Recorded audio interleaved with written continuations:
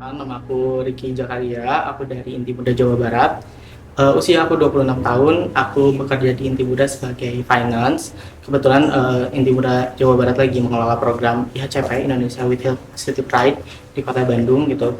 Baru berjalan dari bulan Mei sih, terakhir di bulan November ini. Nah, Inti Muda sendiri sebenarnya itu organisasi populasi kunci muda dari hasil musyawarah nasional itu ditambahin selain populasi kunci muda itu ada orang dengan HIV muda juga. Nah di beberapa populasi kunci muda dan orang dengan HIV itu lebih ke banyaknya advokasi berjaring sama pemenuhan hak-hak untuk anak muda itu sendiri sih kalau Inti Muda. Nah Inti Muda tuh bukan cuma Inti Muda Jawa Barat aja, ada beberapa daerah juga di Indonesia yang dari Sabang sampai Merauke gitu ya, ada beberapa yang udah ada berjejaring dengan Inti Muda tersebut gitu, termasuk Inti Muda Papua juga ada. Nah kalau fokus untuk tujuannya sendiri, Inti Muda tuh lebih ke tadi pemenuhan hak-hak untuk anak muda sendiri, terus kita juga ada namanya advokasi entah itu kebijakan suatu pemerintahan atau suatu daerah tersebut, sama kita berjalan dengan stakeholder entah itu dari pemerintahan, organisasi masyarakat atau LSM, atau beberapa yang terkait dengan isu-isu kita, kayak kemarin tuh ada isu kesehatan, terus ada juga tentang hukum juga itu ada gitu. Jadi beberapa isu untuk anak muda aja sih. Nah, sebenarnya untuk KDS atau kelompok dukungan sebaya itu dari beberapa organisasi atau LSM itu udah ada. Namun kalau untuk kelompok dukungan sebaya di Inti Muda sendiri itu baru terbentuk malahan. Tapi untuk dalam tadi konteksnya orang dengan HIV di Inti Muda itu udah ada. Gitu makanya dimasukkan populasi kunci muda dengan orang dengan HIV muda. Gitu makanya untuk kelompok dukungan sebaya ini baru terbentuk di Inti Muda itu bulan Mei sampai ke Juni ini. Ya, ini masih berjalan sih programnya juga sampai ke depannya untuk bisa berjalan bahwa KDS ini bisa berlangsung lebih baik dan mereka bisa menjaring untuk teman-teman Audip Muda untuk bisa lebih erat lagi dengan Audip Muda lain dan kebutuhannya apa sih untuk Audip Muda itu. Sebenarnya kalau dari Inti Muda sendiri itu dari lebih ke sayanya sih sebenarnya, karena dulu awalnya saya tuh bekerja di petugas penjangkau atau penjangkau orang yang untuk mengecek HIV gitu. Nah Inti Muda sendiri itu tidak ada namanya penjaringan untuk HIV, tapi lebih berjejaring dengan beberapa LSM seperti mungkin aku bisa sebutkan itu ada Yayasan Grafik sama Sri Kandi Pasundan kalau di Kota Bandung sama Kabupaten Bandung, sama kalau untuk ke Bandung Raya sendiri itu ada Sri Kandi Perintis juga. Jadi beberapa LSM yang ada di program HIV kita bekerja sama. Nah untuk menjaring Audip Muda dulu karena belum terbentuk KDS itu lebih dampingan saya sendiri gitu untuk menawarkan untuk masuk Inti Muda, karena di situ kan ada visi dan misi di mana untuk pemenuhan atau pemberdayaan populasi kunci muda dan orang dengan HIV muda gitu. Jadi mereka tuh belum masuk KDS, kita tuh lebih ke organisasi aja gitu, kebutuhan mereka tuh apa kita suarakan, baru lebih ke asesmen lalu pengaplikasian gitu. Nah kalau untuk beberapa dukungan sebenarnya masih banyak Audip Muda yang membutuhkan lebih ke layanan psikologi gitu ya, ataupun kayak beberapa Audip Muda itu kan ada beberapa yang belum bekerja, itu Audip Muda itu kadang di bawah 18 tahun karena kita juga ada yang sampai umur 15 tahun itu udah dengan HIV positif gitu. Kadang dia tidak bisa membicarakan ini kepada orang tuanya gitu, padahal mereka butuh hak tentang kesehatan ini gitu. Terus kita juga tidak bisa memaksa anak tersebut untuk terbuka sama orang tuanya, karena ada beberapa pasal sendiri tentang cek HIV di bawah 18 tahun yang udah, kalau dulu sih nggak boleh ya, harus concern orang tua, tapi sekarang itu karena kebutuhan ke fase AIDS itu di usia 20-24 rata-rata orang dengan HIV itu biasanya 5 sampai 10 tahun udah masuk fase AIDS, tapi ini di usia 20 sampai 24 udah masuk fase AIDS. Berarti kapan dong orang itu terkena HIV? Setelah kita telah sendiri gitu, itu di rentan di bawah 18 tahun. Makanya penjaringan atau penjangkauan orang dengan HIV muda di bawah 18 tahun kita suarakan terus, dan kita alhamdulillah Permenkes 23 tahun 2022 itu muncul. Akhirnya bisa sama yang mengantar, jadi nggak sama orang tua lagi. Tapi untuk pengecekan di bawah 18 tahun itu udah boleh banget.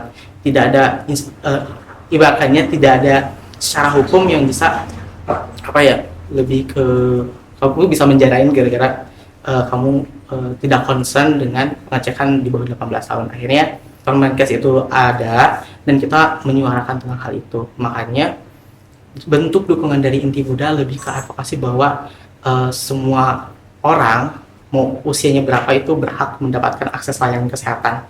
Karena ada beberapa layanan juga dulu nggak mau melayani usia 18 tahun tanpa persetujuan orang tua.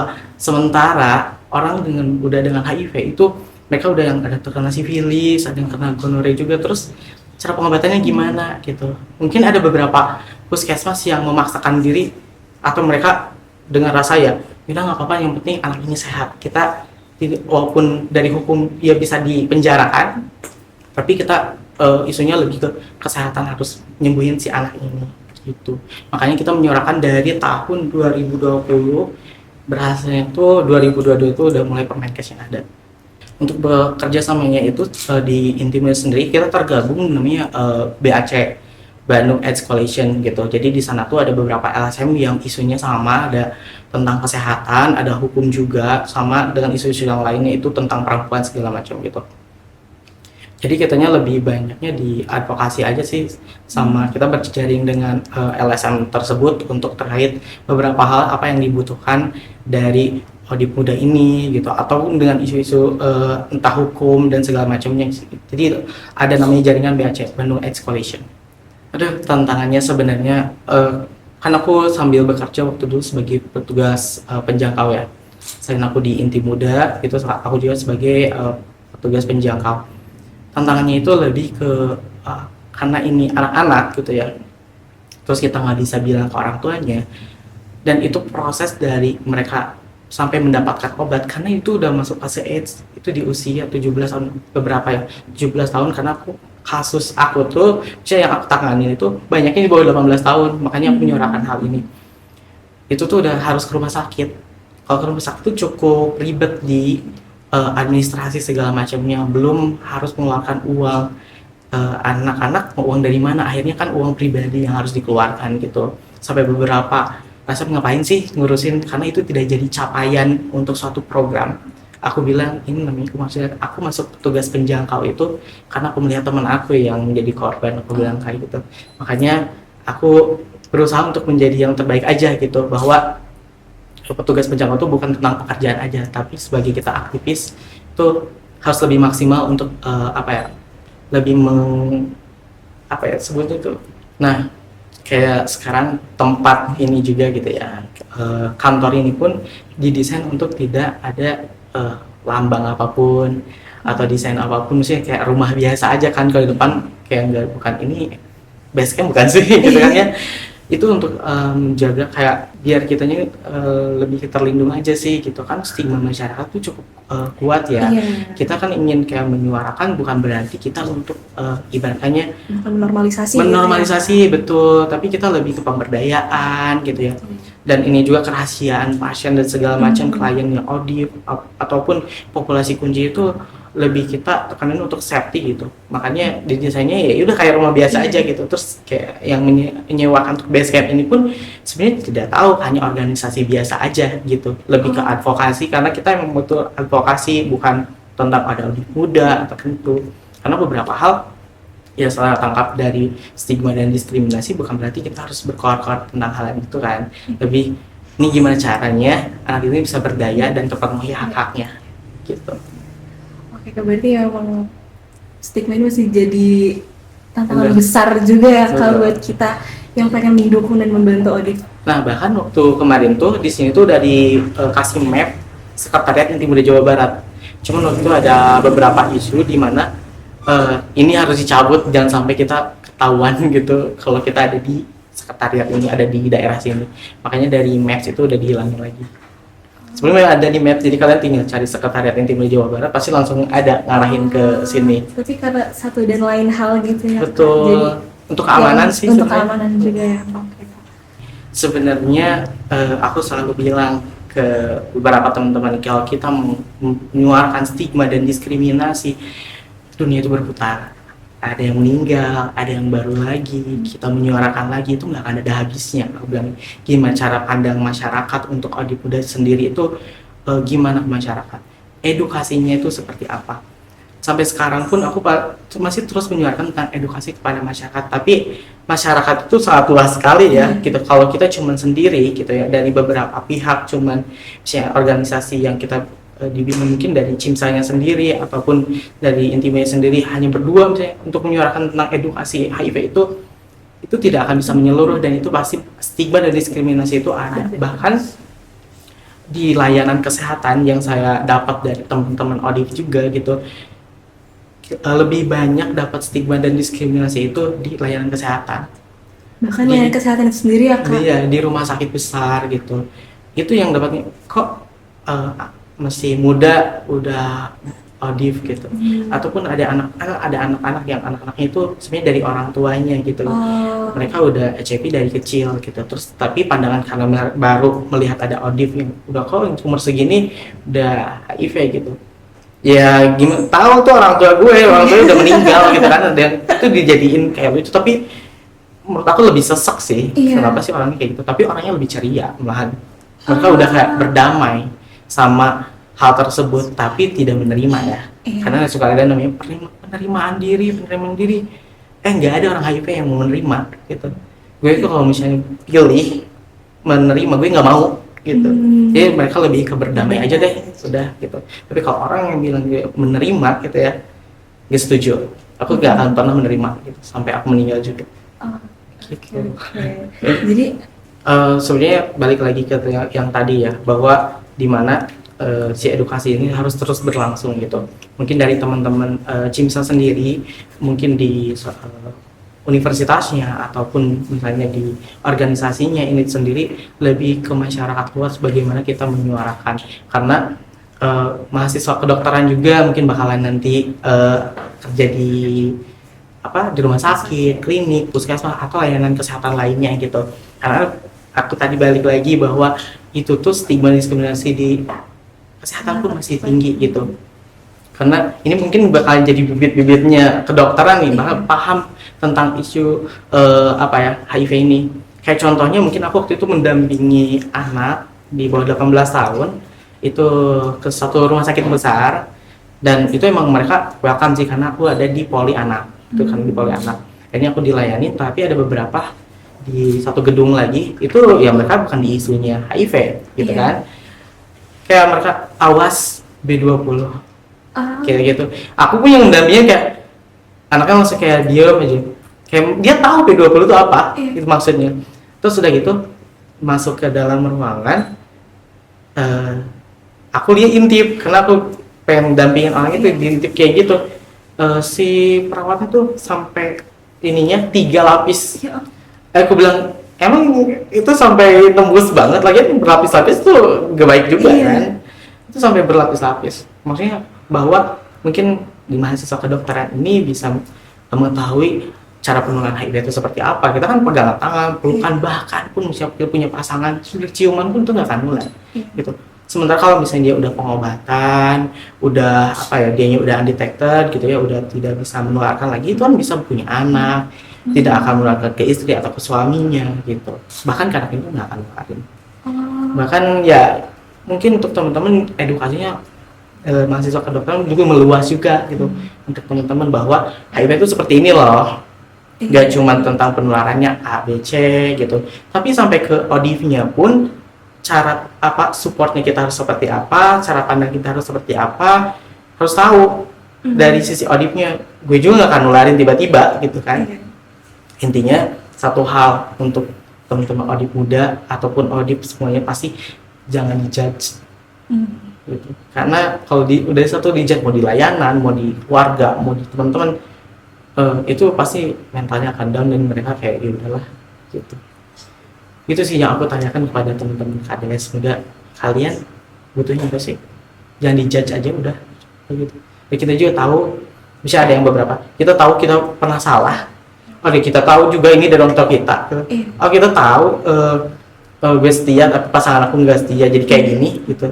Tapi satu sih, saat aku melayani di layanan kesehatan atau publik, entah itu pekerjaan juga, tolong jangan dijudge, kami juga masih berdaya, kami juga bisa ngelakuin hal-hal yang baik gitu. Satu kayak tadi aku aktivis, aku tuh ada di sini karena teman aku di sini karena sahabat-sahabat aku yang udah nggak ada. Aku di sini juga aku merelakan pekerjaan yang dulu menjadi seorang aktivis sekarang.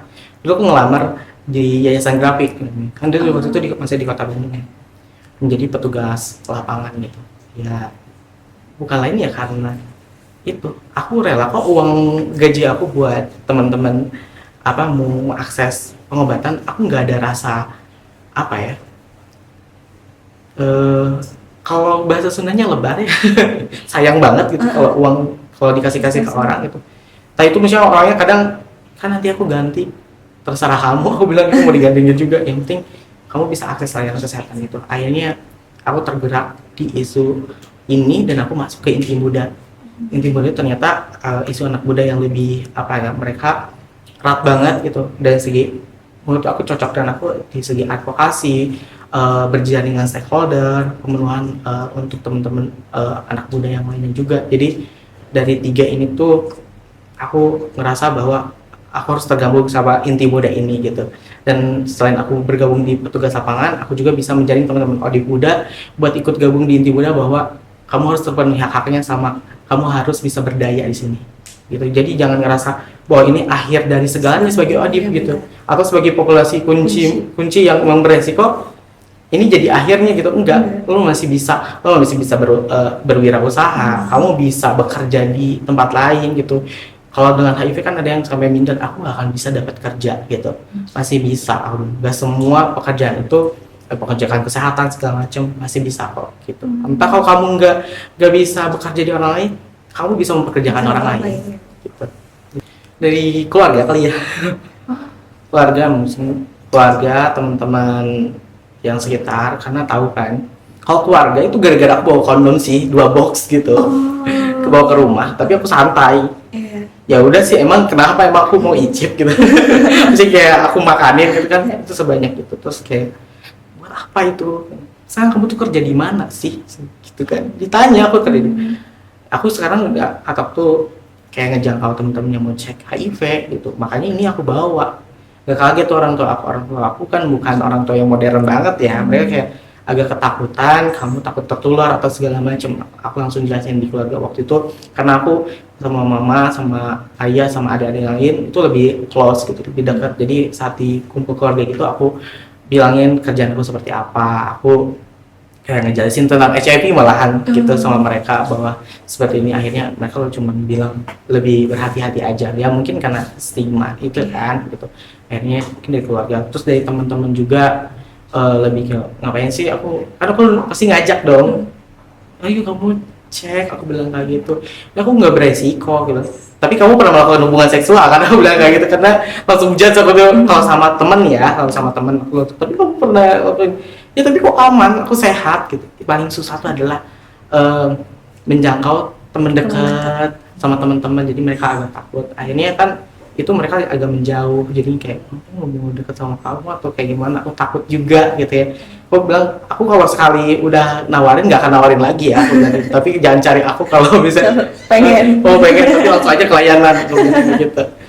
Lebih ke apa ya, teman-teman sih, teman-teman deket sama keluarga. Tapi kalau dari LSM sendiri gitu ya, selama ini nggak sampai kayak gitu sih. Nggak, karena isu aku mungkin berdampingan dengan isu kesehatan, mereka udah paham betul gitu bahwa ini tuh harus disuarakan, ini tuh kita harus sebarkan untuk teman-teman, bahwa ada loh pengecekan, ada loh misalnya KDS seperti kelompok rumah sebaya, ada loh Odi Buddha itu, ada loh cara support system kita itu harus kayak gimana, lebih kayak gitu aja sih.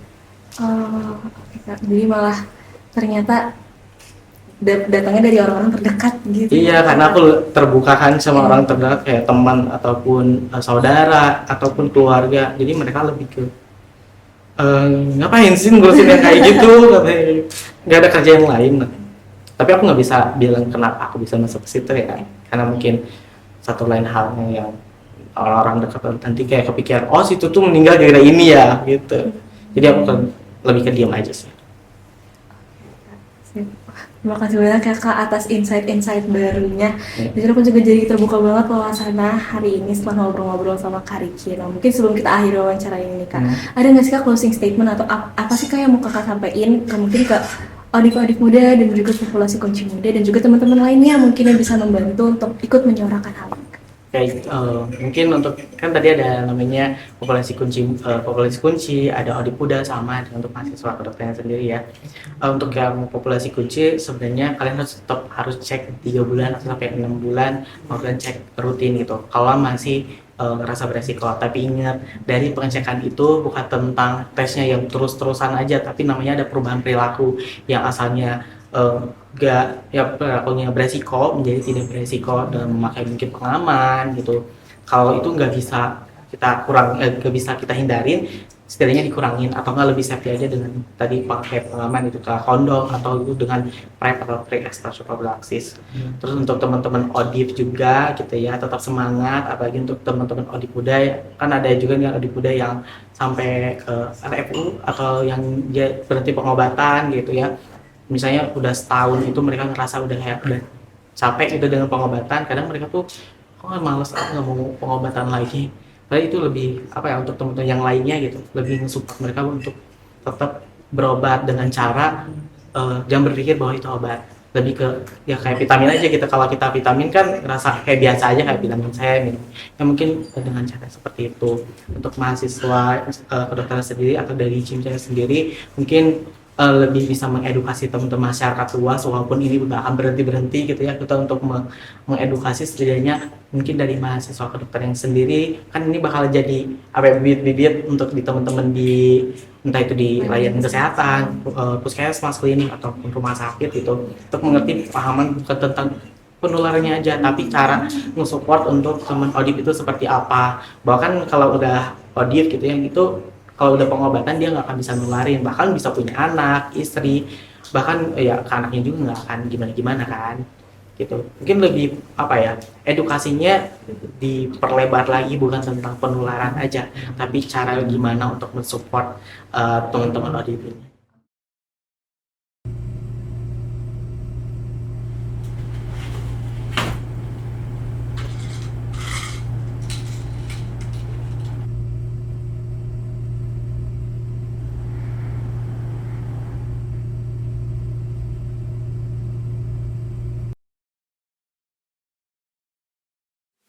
Jesus.